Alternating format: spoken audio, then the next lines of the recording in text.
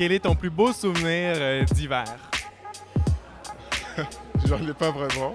C'est beaucoup associé avec mon papa, qui était un bon chasseur. Il arrive avec du poisson, du caribou, bien congelé, déjà prêt. C'est sûr que je vis depuis quelques années avec mes enfants. Bien, évidemment, faire des bonhommes de neige, que c'était quand je les faisais moi-même avec mon père quand j'étais petit, quand je les ai fait avec mes enfants. Des bonhommes de neige créatifs, là, tu sais.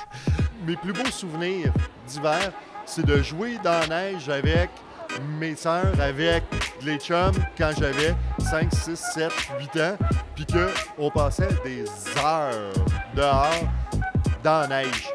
On allait près du fleuve, il y avait une côte qui était fermée l'hiver qui s'appelait la Côte de la Mort.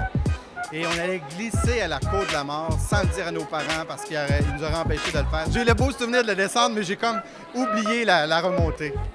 Mon meilleur souvenir d'hiver, c'est au chalet à ma mère. En fait, elle habite à Charlevoix, dans les Éboulements. Puis à côté de la côte à Godin, qui est comme une des côtes les plus à pic à Charlevoix. Puis c'est la première fois que j'ai glissé là-dessus. Mais j'étais pas si jeune que ça, j'avais seulement 18 ans.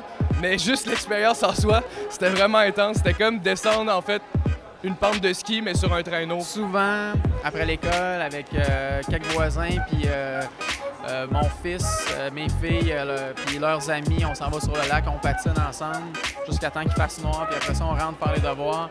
C'est des moments qui me rendent profondément très heureux. J'espère que mon expérience à Montréal en lumière va devenir mon meilleur souvenir d'hiver.